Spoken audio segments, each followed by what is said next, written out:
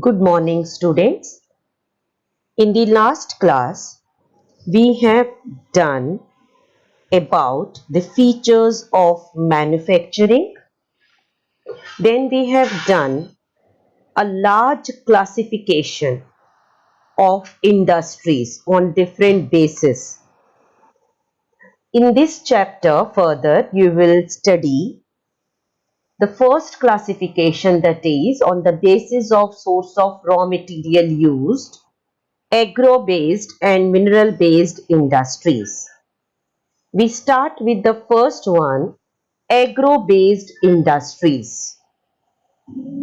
There are several agro-based industries which are explained in this chapter. Mainly there is cotton and jute textile industries which are explained here. And then we'll go to the mineral-based industries. So we'll start with the first one, that is agro-based industries, under that textile industry. When we talk about textile industry, the first question here which is asked is, the textile industry occupies a unique position in the Indian economy. Give reason. Again, I am repeating, the textile industry occupies unique position in the Indian economy. Explain. Answer is because it contributes significantly to the industrial production.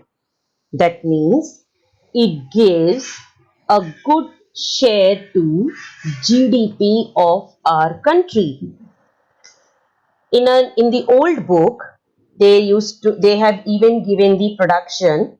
It was near about 14% industrial. It adds to the industrial production. Since it is not given here, you don't give, so you simply write that textile industry contributes significantly to the industrial production. So that is enough if you write that. Then it also generates a large amount of employment. Again, if we talk about the figures, near about 35 million people are employed in this textile industry. I am repeating, in textile industry, near about 35 million people are engaged. Then it also contributes a good amount of foreign exchange earnings. We get a lot of foreign exchange earnings, near about 24.6% of the foreign exchange we earn from the textile industry. And this textile industry forms a complete chain, value chain which we call it as, that is making of raw fiber to garments. There are several activities which are involved from the making of raw fiber to the garments. So that adds to a higher value of the product. So that is how textile industry occupies unique position in the Indian economy. That is your first question, children. Then we come to the first textile industry, or we can also call it as the oldest textile industry of our country. Cotton textiles were produced with hand spinning and handloom weaving techniques. After the 18th century, power looms came into use. If you talk about before the Britishers arrived to India, our cotton fibers or threads were formed only in the traditional sector, or it is the handloom sector we call it as. Mainly in the rural regions they were made. But these traditional industries, they suffered during the British time. When the Britishers came to India, they started taking our raw cotton that was exported to their cities like Manchester and Leeds. So there they became the raw material for their own cotton textile industries. That is how our cotton textile industries, or the people, those who were weaving or spinning these, they all were affected in our country because their mill made cloth that was imported from Britain to India, which was much cheaper than our handmade cloth. And because of that there was a large amount of even unemployment in our country because of this. So when we talk about this cotton textile industry, we say that it is one of the oldest industry of our country, one of the oldest textile industry rather I'll say, because if you see this point, the first successful textile mill was established in Mumbai in 1854. That is how it is the oldest one. The two world wars were fought in Europe, that is First World War and Second World War we know. India was a British colony at that time. We all know this. When the world wars took place, British was ruling over our country. There was a demand for cloth in UK. Hence, they gave a boost to the development of the cotton textile industry. So there was a boost in this industry in our country as well as in Britain at that time during the world wars, because they wanted a lot of cloth to be exported. In the early years, the cotton textile industry, now we come to the next part where we will study about what is the localization factors. I am repeating, what are the localization factors of cotton? Localization factors of cotton textile industry means where they are located and why they are located in that particular area. So when we talk about cotton textile industry, we all know raw cotton mainly is grown in the belts of black soil of Maharashtra and Gujarat. So even the cotton textile industries are located in Maharashtra and Gujarat. Now, localization factors, that is why they are located in Maharashtra and Gujarat. Answer is, you can write this question and write answer in points. So I am repeating, what are the localization factors of cotton textile industries? So you will write, most of the cotton textile industries are located in Maharashtra and Gujarat because of availability of raw cotton. First point, availability of market. Market means demand. If you see in Maharashtra and Gujarat, which is the western part where it is very hot and humid, there it is lot of demand is there for the cotton.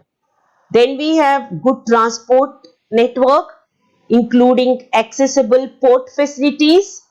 We know they are the coastal areas, Maharashtra, Gujarat. We have good port facilities for export.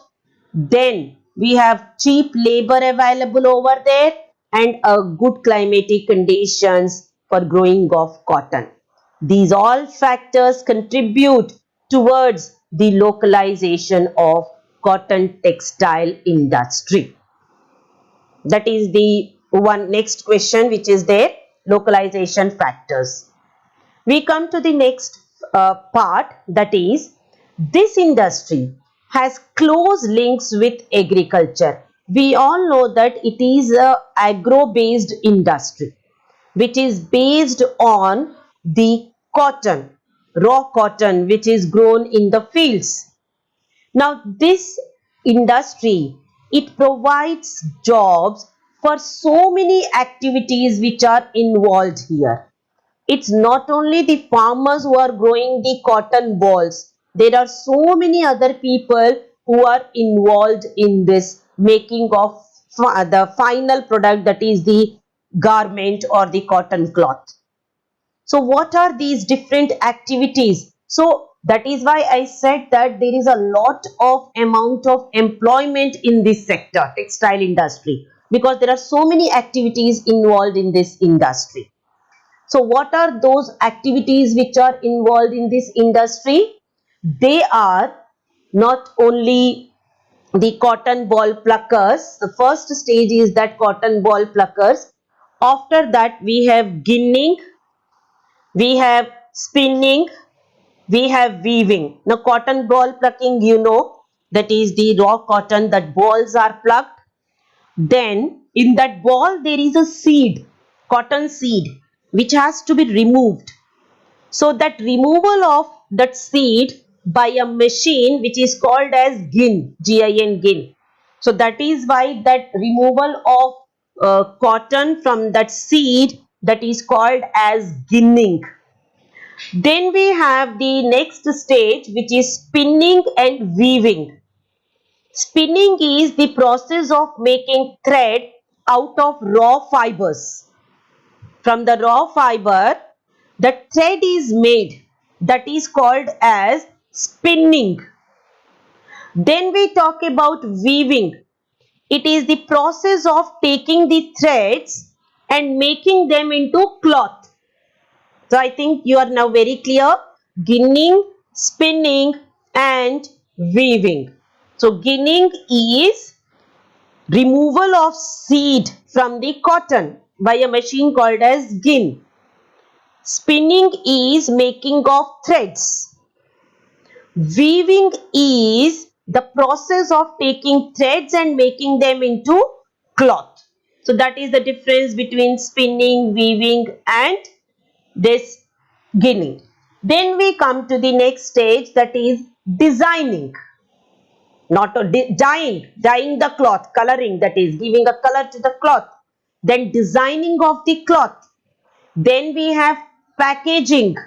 There are so many activities which are involved in, you can see, making of the cotton garment. Packaging then includes the tailoring of that particular cloth, and then sewing, tailoring and sewing and making the final product garments. Then it comes into the market for the consumers. So you can see, children, there are so many activities which are involved in this cotton textile industry.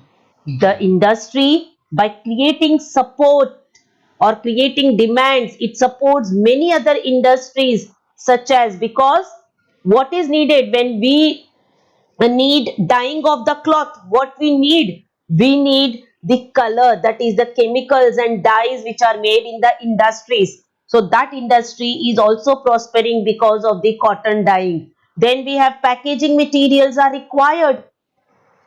In the same way, so many machines are required, in which are made in the engineering industries. So all these are, which are related industries upon one another. So that is why it gives employment to so many people. Then we come to the next part, that is the spinning and weaving. Just now we have talked about the spinning and weaving. There is a question here, children, in the next paragraph. First I'll read and tell you the question, how it comes in the board exam. While spinning continues to be centralized in Maharashtra and Gujarat and Tamil Nadu, weaving is highly decentralized. Now, how is the question comes? Question is, while spinning is centralized, while spinning is centralized, weaving is decentralized. Spinning is centralized, weaving is decentralized. Give reasons in support of your answer. Give reasons in support of your answer. Now, as I have done, I have told you what is the meaning of spinning. Spinning means making of threads.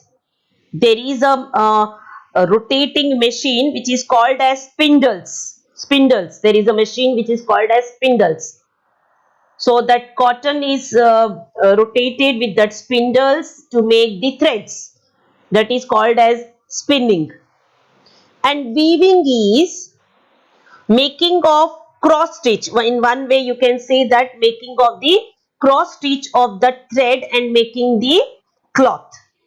Now making of cross stitch, making of that cloth, making of that is an art. So now let's discuss spinning. First of all, centralized meaning. Centralized means it is concentrated only in Maharashtra, Gujarat and Tamil Nadu where the raw cotton is produced, because spinning depends upon raw cotton. Okay, decentralized means it is spread. It is spread in the whole country. So now let's do the answer.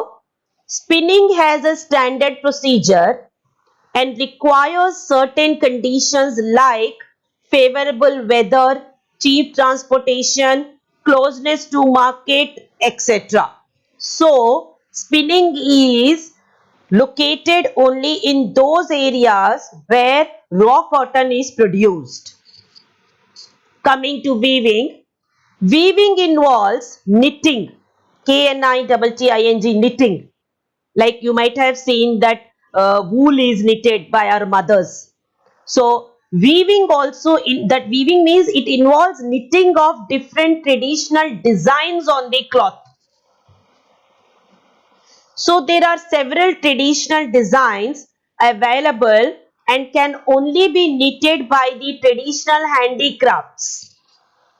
So it can be done only by the people, rural areas who are spread in all over the world. So because basically it is a traditional skill. So, and each region has its own traditional skills which are used in the designing of that cloth. So since these designs help bring in much needed foreign revenue, the spun cloth is sent to different locations for different designs to be knitted on the cloth.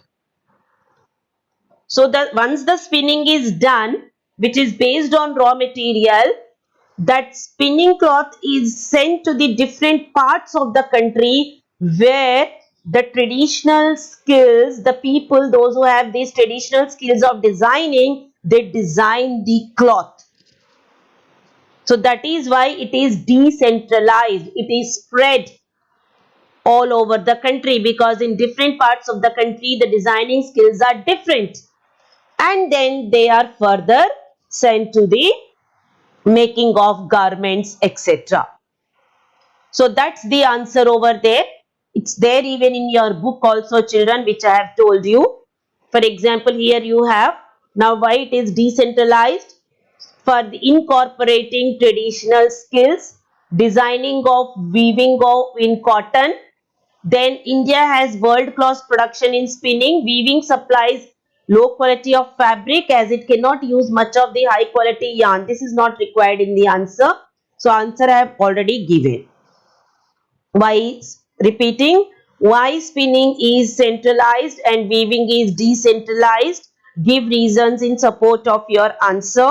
Spinning depends upon the raw material and it has a standard procedure. It requires favorable weather, cheap transportation, etc. So it is concentrated only in Maharashtra, Gujarat and Tamil Nadu. While weaving involves knitting of different traditional designs, and different parts of the country people have different designs. So the after spinning, the threads and the cloth are sent to the weaving sector where the designing is done over there. That is why designing is decentralized. It is spread in the whole country. So that's your answer over there, children, for the this question. We proceed to the continuation part over there. We know that Mahatma Gandhi, he has emphasized on one thing during the British time. You might have studied the nationalism in India chapter where we have studied about the boycott movement and the Swadeshi movement also. What we have studied in the boycott and the Swadeshi movement? You know, Mahatma Gandhi, he was in favor of boycotting the foreign cloth, and he has given boost to our handicraft industry by starting the Swadeshi movement. Swadeshi means using our making of our own cloth and using our own cloth. So the handspun khadi, because this khadi sector, it provides employment to a large number of people of our country. So that is why he insisted that we should make our own khadi cloth and use it. So there is a question here, you can see, why did Mahatma Gandhi lay emphasis on spinning yarn and weaving khadi? Answer is, Mahatma Gandhi believed in the ideology of Swadeshi, that is, to use everything that is made in India. This led to the closure of several Indian handloom industries and many weavers were hit hard. We know that during when the Britishers came to India, they brought their machine made cloth, because of which many of our khadi industries, they were shut down, due to which there was large sum of unemployment in our country. So Gandhi and other leaders, in order to promote Swadeshi goods, encouraged the people to spin yarn and weave khadi. So that is the answer, children. Because during the British time, many of our weaving khadi sector, they got closed. Many became unemployed. So Mahatma Gandhi, to encourage these spin yarn and weaving khadi sector, he had started the Swadeshi movement, that is to use everything that is made in India. And he encouraged the people to spin yarn and weave khadi so that there can be employment generated in this sector. Now we come to the next part, that is next question. There is another question just following that. Why is important for our country to keep the mill sector loomage lower than the power loom and hand loom? First of all, you understand the meaning of this loomage, the word loomage. In the cotton textile industry, the yarn consumed by a certain mode of production is called loomage. Total yarn consumed by mills is called as mill loomage. Mill means where machines are used to make the loomage, and power loom and hand loom are done in the household sector. So power loom and hand loomage refer to the total yarn consumed by those modes of production respectively. Now coming to the question, I think you have understood the meaning of loomage. When those threads are spun and bundles of that threads are made, that is loomage. So mills use a large sum of machines to make this loomage, but power loom and hand loom are done in the household sector. So the question is, why is it important for our country to make the mill sector loomage? That is, the loomage which is made with the machines, that should be kept low, and the loomage which is made in the household sector by hands or by electricity running, that is should be more promoted. Answer is, I'm telling, because majority of the rural population in India, apart from agriculture, is involved in weaving cloth. So this weaving or making of loomage is an important occupation of the rural people. It is an important occupation of the rural people. So keeping the mill sector loomage low helps the poor weavers to earn and face the competition with the mass products. Powerloom and handloom will help to provide employment in the rural areas and reduce the migration of villagers to the cities. So in easy terms, I am telling again, mill sector loomage means the loomage which is made by the machines, which will not generate any employment. But when that loomage is made in the handicraft industry in the rural areas, it will generate more employment, it will help the rural people, and the people will not migrate from villages to the cities. That is the answer for this question. Why is it important for our country to keep the mill sector loomage lower than power loom and handloom? Now we come to the quickly exports. So main questions of this cotton textile industries, children, I have covered all the questions. Now we come to the next part, that is exports. Because our yarn is very famous, India exports yarn to Japan. Other importers of cotton goods from our country are USA, UK, Russia, France, East European countries, etc. You need not have to learn all. You can only learn Japan, USA, UK. Three are enough. We have a large share in the world trade of cotton yarn. Our spinning mills are competitive at the global level and capable of using all the fibers we produce. The weaving, knitting, processing units cannot use much of the high quality yarn that is produced in the country. Now, where is our high quality yarn? We produce high quality yarn, but our high quality yarn, where is it gone? Where is it? That high quality yarn we are exporting, children, to the other countries. So in our country, we don't use this high quality yarn at all.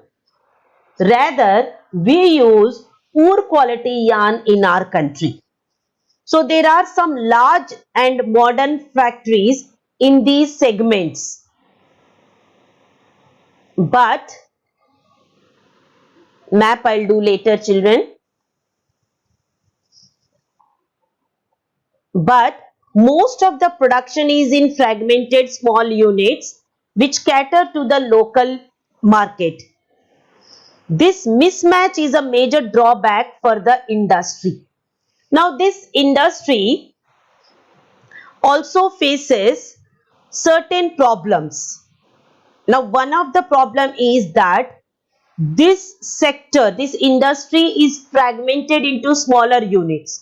That means in one place, if spinning is done, one place weaving is done, in one place dyeing is done. So it has been fragmented.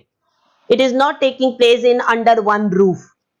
So it's difficult to export, transport, etc. And our country also uses the low quality yarn because good quality yarn we export. As a result, many of our spinners export cotton yarn. So they export the cotton yarn rather than turning them into the finished products. So we come to the next question quickly, that is, why is it important for us to improve our weaving sector instead of exporting yarn in large quantities. Yarn is raw material, and the after weaving it becomes the finished product. What we do is we are exporting yarn, and what is the question is we have to improve our weaving sector instead of exporting yarn, because when we export the raw material we earn less foreign exchange, but we export the finished product we earn the higher amount of foreign exchange. Example you have to give here, this which is there just about this question, children. Yarn is sold at rupees 85 per kg, but when you convert that yarn into a trouser, you can sell it for rupees 800 per kg, because the raw fibers are cheap and the finished product is costly. So we should more weave. We should concentrate upon weaving sector instead of exporting yarn, so that we can earn more foreign exchange. We come quickly to the next question, that is challenges faced by this industry. Last question, challenges faced by cotton textile industry. Challenges means the problems which are faced by this industry. So what are the problems which are faced by this industry? They are power supply is erratic, that is the power supply is not regular. Our machines which we use in our country, they are very much outdated, they should be upgraded. Weaving and processing sector to be more updated, especially our labor is not very skilled, so we should improve our labor sectors, because ours is low output of labor. We should give the skills, we should impart the skills to labor, so that we can get more output. And we face a lot of competition with the synthetic fiber industry. Synthetic fibers means artificial fibers, children.